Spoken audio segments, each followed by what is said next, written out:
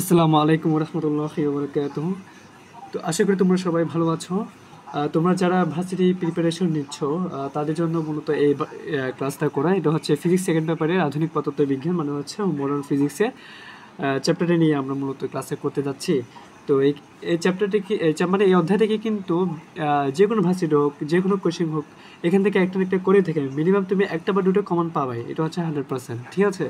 তো এখানে মূলত যে আমরা ক্লাসে সাজিয়েছি এটা এমনভাবে সাজিয়েছি যাতে তোমার বেসিক ক্লিয়ার থাকে এবং তোমার যে শর্টকাট টেকনিক তুমি ভালো মতো আয়ত্ত করতে পারবা, যেগুলো হচ্ছে পরীক্ষায় বেশি এসে থাকে।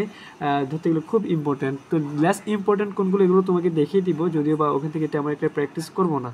তো দেখো, মেইনলি এখানে ফর্মুলা হচ্ছে তিনটা দৈর্ঘ্য সংকোচন। এমনি প্রথম একটা ক্লাস হয়েছিল বুঝছো, তো ওখানের মধ্যে ক্যামেরা অফ হয়ে গিয়েছিল, এটা আবার নতুন করে করা হচ্ছে, সমস্যা না, আমি একটু তোমাদেরকে ক্লিয়ার করে দিচ্ছি। তো দৈর্ঘ্য সংকোচন ফর্মুলা হচ্ছে কি, L equal L naught root one minus V by C whole square. তো ভর বৃদ্ধি আর কাল দৈর্ঘ্যের মধ্যে জাস্ট আমরা কী করলাম, এই যে তোমার root one minus V by C whole square যেটা আছে, এই জিনিসটা আমরা এখানে গুণ করেছি। তো গুণ করলে কিন্তু এই মানটা ছোটো হয়ে যাবে, তুমি এখানে 5 দাও, এখানে 5-এর নিচে চলে আসবে এই মানটা। তো তুমি যখন root one minus V by C whole square তুমি ভাগ করবা, তো এখানে তুমি 10 দাও, এখানে 10-এর চেয়ে বেশি আসবে মানুষের ভর বৃদ্ধি, সেমভাবে সময় বেশি হবে। ফাইনালি আমরা জানতে পারলাম কি, যখন নাকি আমরা root one minus V by C whole square যেটা থাকবে গুণ করলে আফটার গতিশীল মানটা ছোটো পাবো, নাহলে আমরা গতিশীল মানটা যদি আমরা ভাগ করি তাহলে বড় পাবো, এটা হচ্ছে কথা। তো এখানে যে অ্যালনট দিয়েছে আমি নিশ্চল অবস্থায় দৈর্ঘ্য, তো এটা নিশ্চল হতে পারে, স্থির হতে পারে, তোমার মানে অ্যালনট ক্ষেত্রে তো আমারটা হয় গতিশীল, কিন্তু তোমার হবে কোনটা এল, ঠিক আছে। আর এখানে এল নট কিন্তু অনেক বড় হবে, কারণ হচ্ছে যেমন যেমন ধরো এখানে একটা তুমি দাঁড়িয়ে আছো, এখানে তো তুমি দাঁড়ায় থাকছো, এখানে একটা গতিশীলভাবে একটা জিনিস চলে গেছে তোমার সামনে। তো তো তখন তুমি কিন্তু এই যে এটা যদি তোমার 100 মিটার হয়, তুমি কিন্তু 100 মিটার দেখবে না, একটু হলে কম দেখবা, কারণ এটা হচ্ছে তোমার গতিশীল, সেজন্য। এবার আসি, এখানে দিয়েছে কি তোমার, আচ্ছা গতিশীল কিন্তু আরেকটা নাম, আরও অনেক নিক নেম আছে, যেমন ধরো আপাত, তোমাকে বললো কি আপাত দৈর্ঘ্য বের করো, সেক্ষেত্রে তুমি গতিশীল যেটা আছে এল ওটা বের করে দিবে। তো দেখো এখানে কি আছে, বস্তু যদি সি বেগে যায় মানে হচ্ছে আলোর বেগে যায়, আলোর বেগ হচ্ছে কত, 3 × 10⁸ তো এখানে হচ্ছে তোমার দৈর্ঘ্য কত হবে, 0 হবে। সি যদি তুমি সি বেগে মানে হচ্ছে কত, এখানে যে ভি বাই সি আছে, তো তুমি সি ভাগ সি কত হয়, 1 হয়, 1 মানে 1, এক থেকে গেলে 0, √0 মানে 0। তো এল নট ইন্টু 0 মানে কত, আফটার এই মানটা 0 আসছে, তার মানে চলমান দৈর্ঘ্য কত হবে, এটা চলমান, এগুলো সবগুলো চলমান, তোমার চলমান দৈর্ঘ্য, চলমান ভর, চলমান সময়। তো তুমি যখন কোনো একটা কিছু যেমন তো তুমি সামথিং, তো সামথিং গুণ 0, তাহলে তুমি আফটার মানটা কত পাবে, 0 পাবা। আর তুমি যদি সামথিং ভাগ 0 পাও, তাহলে তুমি ইনফিনিটি পাবা। যেমন ধরো এখানে কি আছে, উপর ভর ছিল না, এখানে টিনোট আছে, তো এই পুরো মানটা যদি 0 হয়ে গেছে, তো তুমি ভাগ করলে আফটার তুমি কী পাবা, অসীম পাবা, মানে হচ্ছে ইনফিনিটি পাবা। সেজন্য আমি এখানে কী দিয়েছি, যদি বস্তু আলোর বেগে যায় তখন ভর হবে অসীম, সময় হবে কত, অসীম হবে। এবার আসে মোস্ট ইম্পর্টেন্ট ফর্মুলা, যেটা হচ্ছে ব্যাগ বা দ্রুতি যদি তোমাকে বের করতে বলা হয়, কেমনে করবে, v equal root one minus ছোটো মান ভাগ বড় মান হোল স্কোয়ার ইন্টু সি। এটা দেখতে ঠিক এটার মতন না, এই যে এখানে একটা রুট দিয়েছি, 1 দিয়েছি, মাইনাস দিয়েছি, মাইনাস ব্র্যাকেট, হ্যাঁ, হোল স্কোয়ার দিয়েছি। যেখানে ভি বাই সি না লিখে আমরা কী লিখলাম, ছোটো ভাগ বড়। তো ছোটো ভাগ বড় যে কথা, এখানে L by L not same কথা, এম নট বাই এম, এমটা অবশ্যই বড় থাকে, টি নট বাই টিটা বড় থাকে, কিন্তু ব্যতিক্রম হচ্ছে এটা এল হচ্ছে ছোটো, এল নট হচ্ছে বড়।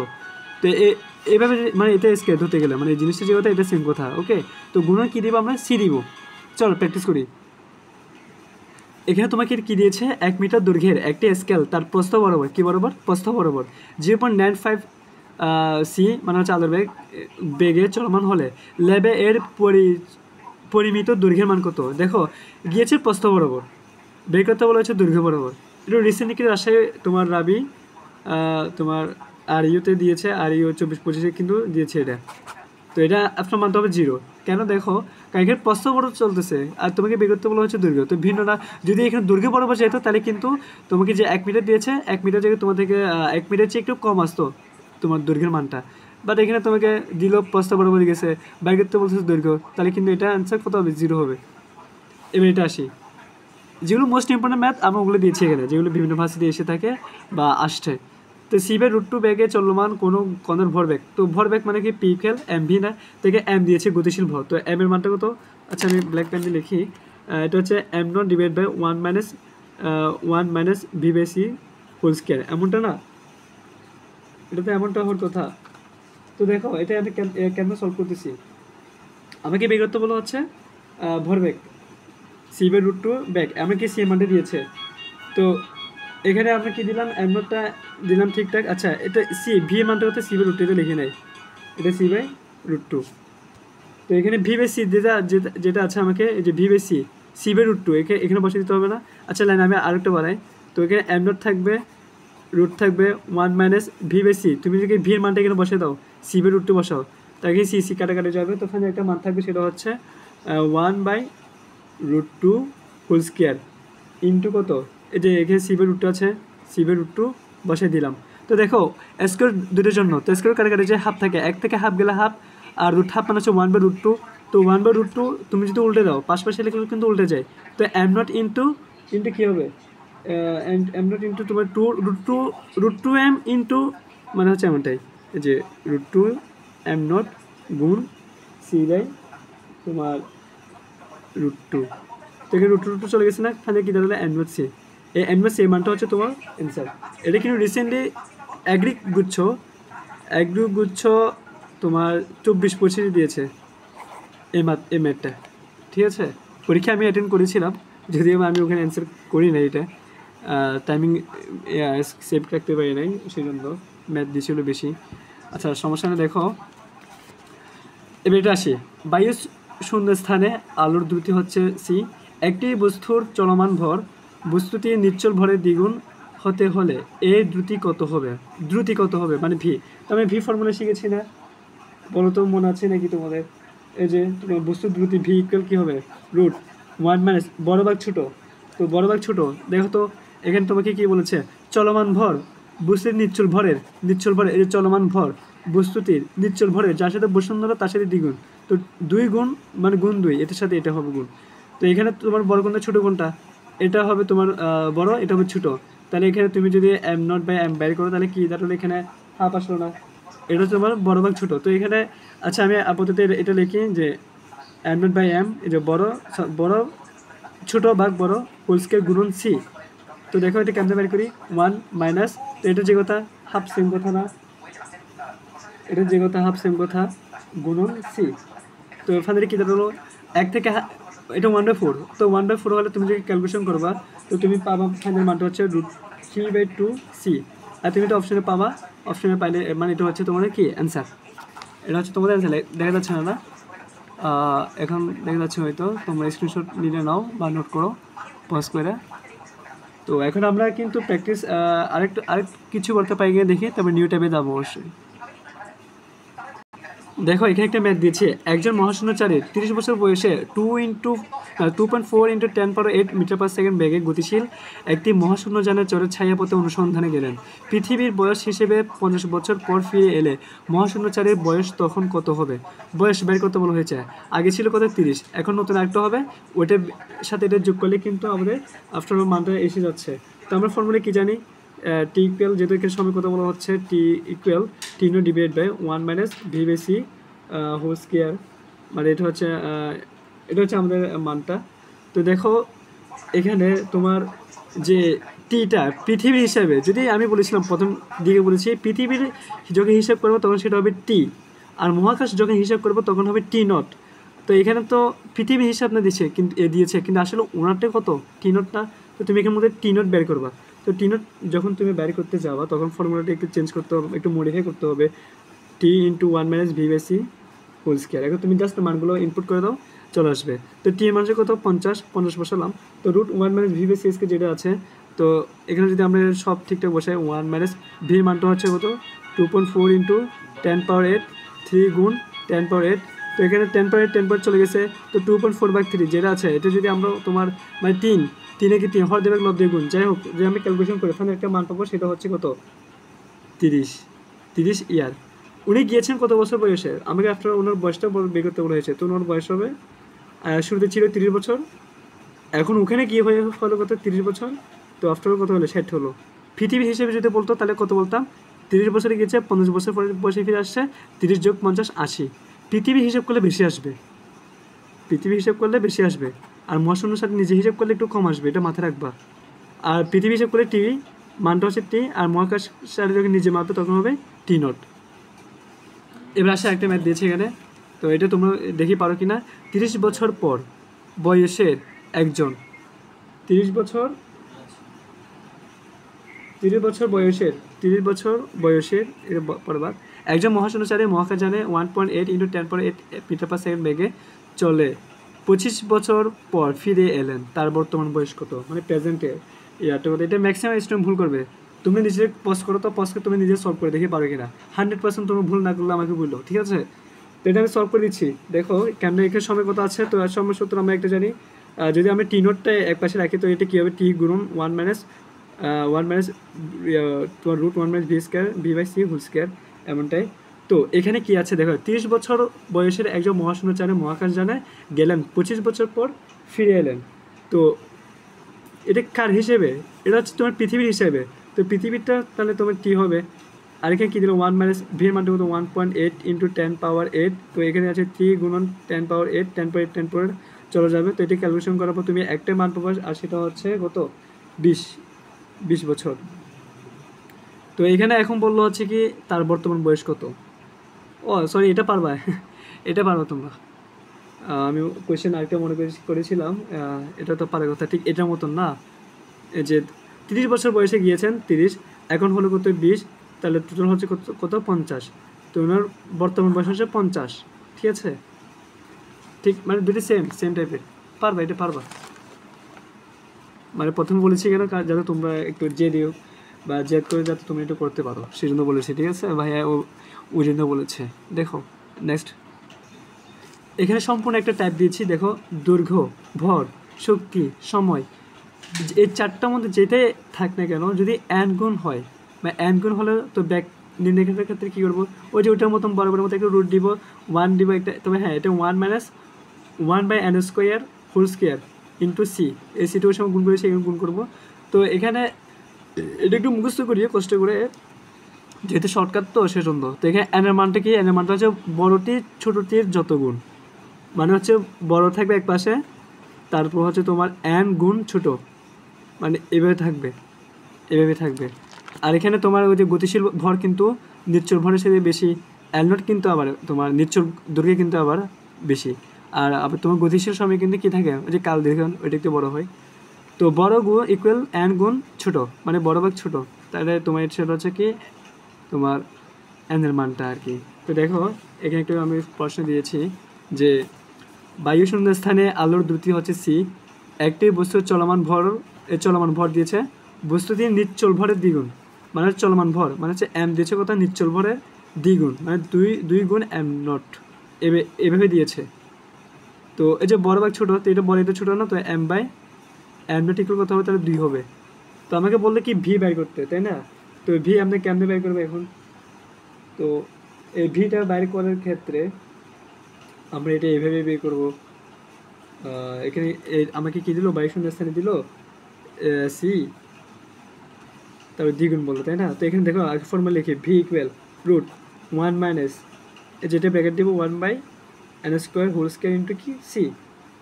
তো এখানে আমাকে মানগুলো একটু বসাই, 1/, তো এখানে n এর মানটা পাইলাম কত? 2, n এর মান তো 2 পারে, এটা কি 1/4 হবে না? আমি ডিরেক্টলি বসে দিচ্ছি 1/4, এটা হোল স্কয়ার করবো। তারপর হচ্ছে তোমার এখানে এখানে হোল স্কয়ার দিয়েছি আমি, এটা হোল স্কয়ার হওয়ার কথা না, সরি, স্কয়ার তো কাটে যায়, স্কয়ার এটা রুট হবে না, এটা অনলি n² হবে, 1/1 - 1/n² হবে। তো ইন্টু সি মানটা কত? 3 গুণন 10⁸। তো তুমি ক্যালকুলেশন করো, তুমি এটা তুমি বনাংশে বিয়োগ করো, রুট করো, গুণ করলে তুমি পাবো হচ্ছে 2.59 গুণন 10⁸ মিটার/সেকেন্ড, ঠিক আছে? এটা হচ্ছে তোমার অ্যান্সার। এবার দেখো এখানে আমি বেশ কয়েকটা ফর্মুলা দিয়েছি, খুব ইম্পর্টেন্ট। দেখো আইনস্টাইনের ভর শক্তি সম্পর্কে আমরা সবাই জানি, E=mc², কিন্তু যদি বলি স্থিতিশক্তি মানে ইপি, পটেনশিয়াল এনার্জি, তখন হবে m0c², মানে আদি ভর নিশ্চল ভর যেটা থাকবে তার থেকে আমরা কী করবো? c² গুণ করবো। গতিশক্তি হলে কি কাইনেটিক এনার্জি, তো এটা হচ্ছে তোমার গতিশীল শক্তি থেকে তোমার স্থির শক্তি বিয়োগ করবো। আর মোট শক্তি বের করার ক্ষেত্রে এটার যোগ এটা, মানে kinetic energy plus potential energy আমরা যোগ করলে কিন্তু এই যে এটা যোগ করলে কিন্তু প্লাসে মাইনাস, তো ফাইনালি কী থাকে? mc²। তো মোট শক্তি হচ্ছে mc²। তো দ্রুতি বের করার ক্ষেত্রে ঠিক আগেরটার মতন একটা ভি দিবে, রুট দিবে, মাইনাস একটা তুমি আদি ভাগ হচ্ছে চূড়ান্ত, মানে হচ্ছে ছোটো ভাগ বড়, ওই যে ওইটা মানটা দিবা, হোল স্কয়ার দিবা, ইন্টু সি দিবা, কাজ শেষ। তো দেখো এখানে এখানে আমি একটা প্র্যাকটিস দিয়েছি, কোনো একটি বস্তুকণার গতিশক্তি মানে হচ্ছে তোমার তোমার ইকে, স্থিতি গতিশক্তির সমান হলে মানে ইপি, এটা সমান এটা হলে বস্তুটির দ্রুতি কত হবে, মানে একটি আরেকটার সমান হলে বস্তুটির এটার কত হবে, আমাকে এটা দিয়েছে তাই তো। তো দেখো এটা সলভ করার ক্ষেত্রে আমি এটা এইভাবেই করবো, সমান দিয়েছে না এখানে, তো যেটা সমান দিয়েছে একটি আরেকটি সমান, তো আমরা ফর্মুলা কি জানি, যে গতিশক্তি দিয়েছে গতিশক্তি ফর্মুলা কি জানি, তো গতিশক্তি হচ্ছে আমাদের পটেনশিয়াল এনার্জি, এটা আচ্ছা আগে এটা লিখি, তোমার ইপি ইকুয়াল ইকে এটা দিয়েছে, তো এখান থেকে বের করে ফেলি চলো। তো ইপি মানে হচ্ছে আমাদের যে এখানে লিখেছিলাম এম নট সি স্কোয়ার, এরপর এখানে কি দিয়ে গতিশক্তি হচ্ছে এম সি স্কোয়ার মানে গতিশীল শক্তি, এরপর হচ্ছে স্থির শক্তি, যে এইভাবে। তো এখন দেখো এখানে এম নট, আচ্ছা সি স্কোয়ার যদি আমরা কমন নিয়ে ফেলি, এরপরে এম নট আছে এক পাশে যদি এনে কমন নিই, তো ফাইনালি আমরা একটা মান পাবো, সেটা হচ্ছে M equal to M not, এই মানটা পাবো। তো দেখো তো এই মানটা আমরা এখন যে পেয়েছি, আমাকে বের করতে বলেছে কি, আমাকে এটা বের করতে বলা হয় না, আমাকে বের করতে বলেছে কি দ্রুতি। তো দ্রুতি সূত্রে কি জানি, এই যে একটা ভি দিবা, রুট দিবা 1 মাইনাস ওই যে তোমার ছোটো ভাগ বড়, এই যে ছোটো ভাগ বড় স্কোয়ার ইন্টু কত সি, তুমি এখানে ইনপুট করো M not M by M not, এটা হাফ হবে আর কি, হ্যাঁ এটা হাফ হবে। তো ফাইনালি তুমি একটা মান পাবো, সেটা হচ্ছে √3/2 সি, এই মানটা পাবা, ঠিক আছে। √3/2 সি এটা অপশনাল, এটা অ্যান্সার তোমার।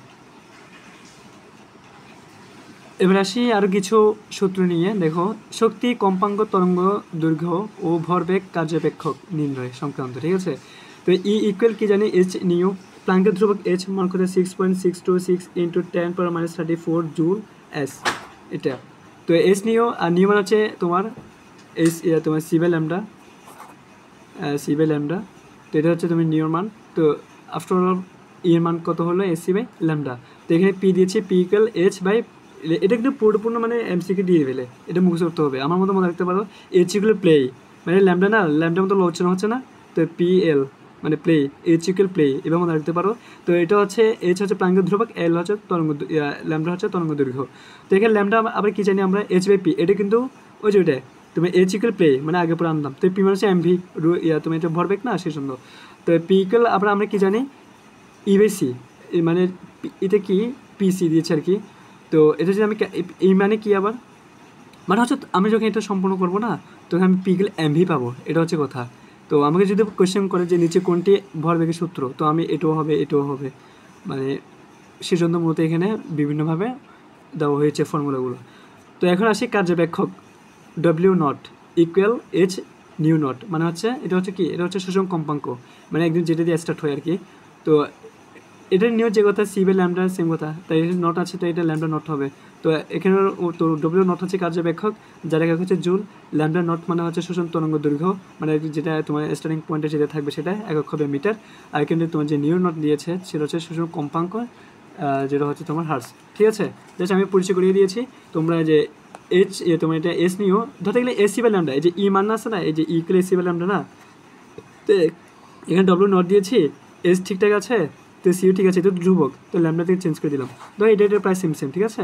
তো এই যে এ নিয়ে যদি ম্যাথ দিয়ে থাকে, তাহলে আমরা অবশ্যই পারবো, না পারার কোনো সুযোগ নাই। এখান থেকে আমরা প্র্যাকটিস করবো না, কারণ এগুলো হচ্ছে ইজি ম্যাথ, তোমরা পারার কথা, একাডেমিক ক্লাসে অনেক করেছো। তো দেখো গতিশক্তি ইকে মানে হচ্ছে কি, তোমার গতিশীল শক্তি থেকে, মানে ওই সময় বলেছিলাম কি গতিশীল শক্তি থেকে স্থির শক্তি বিয়োগ, তো এখানের মধ্যে কী হবে, তোমার যে একটা মেন ভ্যালু যেটা থাকবে, ওখান থেকে তুমি কাজে ব্যাকের মানটা বিয়োগ করলে কিন্তু কাজ শেষ হয়ে যাচ্ছে। তো ফাইনালি আমরা কী পাবো, যে তোমার এখানে নিউ নট থাকবে, নিউ নট থেকে তোমার এখানে কি শোষণ তরঙ্গ দৈর্ঘ্য হলে যেটা থাকবে সেটা। তো আফটার এটা হচ্ছে তোমার শক্তি, এটা মানটা পাবা। এখান থেকে আবার তেমন একটা ম্যাথ দেয় না, ঠিক আছে, কিন্তু এখান থেকে দিতে পারে, যদি বেশি কঠিন করতে চায় বা হার্ড করতে চায় এটা দিতে পারে। তো এটা ফর্মুলা হচ্ছে EV equal half MV square, মানে হচ্ছে তোমার যেটা নিবৃত্তি বিভব বলে, এটাও বের করতে বলে, বা তোমাকে ব্যাগ আছে, তোমার ভর আছে, আছে, তো যেখানে একটা বের করতে বলে, মূলত আমরা এটা এইভাবে বের করবো। তো দেখো এখানে একটা কোয়েশ্চেন দিয়েছে যে কোনো ধাতুর উপর নিবৃত্তি বিভবের মান কত হলে ওই ধাতু হতে 2 × 10⁸ মিটার পার সেকেন্ড বেগের ইলেকট্রন নির্গত হয়। তো আমরা কোয়েশ্চেন পড়বে করেছি এখানে। তো আমরা ফর্মালি কী জানি, আমরা ফর্মালি জানি হচ্ছে EV equal half M V square. আমাকে কী বের করতে বলা হয়েছে, নিবৃত্তি বিভের মান কত হলে, নিবৃত্তি বিভব কোনটা, এই যে ভি এটা, তো এই ভিটা ঠিক এক পাশে রাখলাম, বাকি সব অন্য পাশে নিয়ে গেলাম। তো এম ভি স্কোয়ার, তো এখানে 2 আছে আগে থেকে, ইটে নিচে হবে, জাস্ট তুমি ভ্যালুগুলো বসে দাও। এখানে যে আমি কি ইলেকট্রনের কথা বলা হয়েছে, ইলেকট্রন ভরা হচ্ছে দেয় নাই, আমরা জানি 9.1 ইতে 10 পার কত -31। এরপর হচ্ছে তোমার ভি এখানে দেওয়া হয়েছে 2 গুণন 10^8 স্কোয়ার। তো 2 গুণন এটা কী হবে, এই যে ইর মানটা কত 1.6 ইন্টু মানে চার্জের মানটা আর কি 19। তো এটা তুমি ক্যালকুলেশন করো, ক্যালকুলেশন করার পর তুমি একটা মান পাবা, মানটা হচ্ছে তোমার কত 11.39 ভোল্ট। এটাও কিন্তু ভোল্ট আকারে আসবে, ঠিক আছে, নিবৃত্তি বিভব এটাও একটু ভোল্ট আকারে, আবার এমএস দিও না, এটা ভোল্ট আকারে হবে। তো আশা করি শেষ, মোটামুটি এখান থেকেই আমাদের অ্যান্সার আসবে। তবে হ্যাঁ, এখানের মধ্যে কিছু কিছু এখানে থিওরি পার্ট বেশি আবার, ঠিক আছে, তো থিওরি কিন্তু এসে থাকে, তোমরা শুনতে থাকো, আমি বেশ কয়েকটা থিওরি তোমাদেরকে স্মরণ করিয়ে দিচ্ছি। যেমন ধরো লেজার রশ্মি, লেজার কি মানে এটা নিয়ে একটু কোশ্চেন করতে পারে। লেজার রশ্মির বৈশিষ্ট্য মানে হচ্ছে এটাকে এক বর্ণের আলো, এটা অত্যন্ত উজ্জ্বল, এটা সুসংগত, এটা তীব্র ও দিকাভিমুখী। তো ক্যাথোড রশ্মি, তার লেজার রশ্মি ইউজড দিতে পারে, তার ক্যাথোড মানে হচ্ছে তোমার একটা ঋণাত্মক না, ওটা দিতে পারে। তো ক্যাথোড মূলত কি, ক্যাথোড দিয়ে তারপর হচ্ছে তোমার ক্যাথোডের রশ্মির ধর্ম, যেমন ধর এটা অভিলম্ব পর্বে নির্গত হয়, তারপর হচ্ছে এটার বিকর্ষণ করে, তারপর এটা হচ্ছে চৌম্বক ক্ষেত্র দ্বারা বিক্ষিপ্ত হয়। এগুলো মোস্ট ইম্পর্টেন্ট যেগুলো বলতেছি, এগুলো তোমরা দেখে নিও। তারপর হতে পারে তোমার, আমি এমনি মুখে বলে যাচ্ছি, যেমন ধরো আর কি দিয়েছে, ধরো যে ক্যাথোড রশ্মির প্রয়োগ কোথায় কোথায় প্রয়োগ হবে, ইলেকট্রন ভর চার্জ নির্ণয় করা যায় ক্যাথোড রশ্মির সাহায্যে। এক্সরে বৈশিষ্ট্য তোমরা শিখে ফেলবা, যেমন ধরো এটা সরল পথে গমন করে, অত্যধিক ভেদন ক্ষমতা সম্পন্ন, তড়িৎ চৌম্বক ক্ষেত্র তাদের বিচ্যুত হয় না, ঠিক আছে, এক্সরে কিন্তু হয় না, তো এটা তরঙ্গদৈর্ঘ্য খুবই ছোট। এটার ক্ষেত্রে কিন্তু তোমার প্রতিফলন, প্রতিসরণ, ব্যতিচার, অপবর্তন, পোলারায়ন হয়ে থাকে, ফটোগ্রাফিক প্লেটের উপর প্রতিক্রিয়া থাকে, আধান বা চার্জ নিরপেক্ষ হয়, কম্পাঙ্ক দৃশ্যমান আলো কম্পাঙ্ক অপেক্ষা 100 গুণ বেশি হয়। ওই যে তোমাকে মাঝে মধ্যে দিয়ে থাকে যে আলফা, তারপর হচ্ছে তোমার তো আলফা বিটা গামা, এখানে এদের আয়নিকন বা তোমার হচ্ছে তোমার যে একটা আয়নিত হয়, ওটার রেঞ্জ কত কীভাবে হয়, তো সেখানে কিন্তু 1000 মানটা বেশি হয়, আয়নিত তো 1000 100 মানে 1 এভাবে আসে। তার যদি ভেদন ক্ষমতা বলে তাহলে কিন্তু উল্টো হবে 1 100 1000, এটা কিন্তু পরীক্ষা আসে। তো এটা তুমি একটু জেনে রাখবা। তুমি যেগুলো বলতেছি এগুলো তুমি মেন বই থেকে একটু চাইলে একটু চোখ বলে দিতে পারো, বা কোনো একটা তুমি যে বইটা ফলো করতেছো ওখানে থাকলে ওখান থেকে পড়ে ফেলতে পারো। আর যারা আমি মেডিকেল প্রিপারেশন নিয়েছে ডাইজেস্টটা আছে সাজানো গোছানো, ওখান থেকে তুমি চাইলে দেখতে পারো। এরপরে এক্সরে ব্যবহার কোথায় কোথায় হয় ওটা একটু দেখবা, যেমন ধরো যে হাড় ভেঙে গেলে স্তনচ্যুত হলে এক্সরে তোমার নির্ণয় করা যায়। এরপর হচ্ছে ধরো তোমার বিভিন্ন ফাটল হয়, তারপর হচ্ছে দুষ্কৃতিকারী পেটে সোনা রূপা মুক্তা ইত্যাদি চিহ্নিত করতে এক্সরে ইউজ হয়। এবার টিউমার, ক্যান্সার যেগুলো রোগের ক্ষেত্রে রোগ নির্ণয় কেন্দ্রে এক্সরে ইউজ হয়। তো এখন ক্যাথোড রশ্মি, তারপর হচ্ছে এক্সরে রশ্মি কিন্তু আবার পার্থক্য থাকে, ওগুলোকে দেখে নিবা। এরপর আচ্ছা মেন ফর্মুলা তোমাদেরকে এখন দেখে নেই যেটা হচ্ছে তোমার হাইজেনবার্গের অনিশ্চয়তা নীতি সূত্র। অনিশ্চয়তা ওটা হচ্ছে তোমার del x into del p মানে হচ্ছে তোমার ভরবেগ, এটা হচ্ছে এইচ, এটা আমি একটা এইচ না, এটা কিন্তু এইচ না, আবার এই যে এটা ইকুয়াল কি, এটা ইকুয়াল হচ্ছে h/2π, মানে প্লাঙ্কের ধ্রুবক হচ্ছে এটা, এটা প্লাঙ্কের ধ্রুবক না কিন্তু, এটা একটু মাথায় রাখবা, এখানে একটা দাগ থাকবে, বার থাকবে। তো এটা হচ্ছে তোমার অনুচ্ছেদের সূত্র, এটাকে জেনে রাখবা। এটা হচ্ছে 1927 সালে মানে খ্রিস্টাব্দে মানে হয়েছিল আর কি, মানে উপস্থাপন করা হয়েছিল। তো আরেকটা ফর্মুলা হচ্ছে ইকুয়াল psk/mv সরি 2m, এটা একটু জেনে রাখিও। এখানে ভরবেগ এটা হচ্ছে ই, যেখানে একটা বাইর করতে বলতে পারে, এই টাইপের ম্যাথে কিন্তু পরীক্ষায় আসে। তো দেখো আলোক তড়িৎ ক্রিয়া কোয়ান্টাম তত্ত্বকে সমর্থন করে, আমি এখন কয়েকটা থিওরি বলে যাচ্ছি, তুমি জাস্ট শোনো। ক্যাথোড রশ্মি হচ্ছে ইলেকট্রন, ক্যাথোড রশ্মি যে কথা, ইলেকট্রন সেম কথা। লেজার রশ্মির বৈশিষ্ট্য হচ্ছে মনোক্রোমাটিক, এটা হচ্ছে লেজার রশ্মির বৈশিষ্ট্য। লেজার রশ্মি হচ্ছে একরঙা, সঙ্গত, তীব্র। আলোক তড়িৎ ক্রিয়ার একটি বাস্তব উদাহরণ হচ্ছে লেজার রশ্মি। গামা রশ্মির আধান নিরপেক্ষ, মানে গামা রশ্মির কোনো কি নাই, আধান নাই, ধনাত্মক ঋণাত্মক কিছু নাই। আলবার্ট আইনস্টাইন কিন্তু কোনটির কারণে নোবেল পুরস্কার পেয়েছিলেন, আলোক তড়িৎ ক্রিয়া, ঠিক আছে। তো তোমাকে আবার কোয়েশ্চেন এভাবে আসতে পারে যে স্থিতিস্থাপক বল, আণবিক গঠন, রাসায়নিক বিক্রিয়া, এটা তোমার কিসে প্রকাশ ঘটে, এটাতে তড়িৎ চুম্বকীয় বলের প্রকাশ ঘটে। মহাকর্ষ বল আবার তোমার দুর্বল বল, তারপরে সবল বলের মাধ্যমে নিউক্লিয়াস গঠন করে, দুর্বল বলের মাধ্যমে নিউক্লিয়াস ভঙ্গন হয়। এই যে এইগুলো কিন্তু তোমার এই ফিজিক্সের তোমার ইসেক্স স্যারের বইয়ের লাস্ট পেজে ওইদিকে কিন্তু তোমরা এগুলো এমনি দিয়ে থাকে, ওগুলো পাবা। আর যদি দাগানো লাইন থাকে ওখান থেকে চোখ চোখ বলে নিও, এখানে কিন্তু থিওরি পার্ট আছে, পরীক্ষায় আসে সেজন্য, ঠিক আছে। আগে তোমার মনে রাখবা সেটা হচ্ছে যে 1 গ্রাম ভরে শক্তি, 1 গ্রাম ভরে শক্তি যখন বের করতে বলো তুমি পরীক্ষা অত মান বের করার সময় নাই, এটা মানে এমসি স্কেল হয় আর কি। তাই এম এর মানটা হচ্ছে তোমাকে দিয়েছে গ্রাম থেকে, তুমি একে কেজিতে নিয়ে যাও, তারপর হচ্ছে তুমি একে আলোর ব্যাগ যেটা থাকবে এটাকে নিয়ে যাও, ফাইনালি তুমি একটা মান পাবা, সেটা হচ্ছে কত। তুমি যদি এমইভি এককে, তোমাকে তো আমি বের করতে পারবা জুল এককে। যদি এমইভি বলে, এমইভি মানে হচ্ছে 1.6 × 10⁻⁻90, তারপর হচ্ছে 10⁻6, মানে যদি আরও ভেঙে চুরে লিখতে হয় তুমি এত মান তুমি পরীক্ষা বের করতে পারবা না। তুমি ডিরেক্টলি মনে রাখবা ভাইয়ের মতন 5.62 × 10⁻26 এমইভি, এই মানটা মনে রাখবা পরীক্ষায় যাতে আসে পারো। তো দ্রুত গতিসম্পন্ন ইলেকট্রন কোন ধাতুর উপর আঘাত করলে তার থেকে রশ্মি বিকিরণ হয়, সেটা হচ্ছে রঞ্জন রশ্মি, মানে এক্সরে রশ্মি। এক্সরে রশ্মি থেকে ইলেকট্রন নির্গত হয়। আবার হচ্ছে গ্রুপ 1 কোনগুলো, যে তোমার হেলিনাকে রুবি সাজাবে ফ্রান্সে নিয়ে, রুবির লিথিয়াম মানে হচ্ছে হাইড্রোজেন, লিথিয়াম, সোডিয়াম, তারপর হচ্ছে রুবিডিয়াম, সিজিয়াম যেগুলো আছে, ফ্রান্সিয়াম, যেগুলো কিন্তু তোমার ইলেকট্রন নির্গত হয় এখান থেকে, এটা কিন্তু পরীক্ষায় আসতে পারে।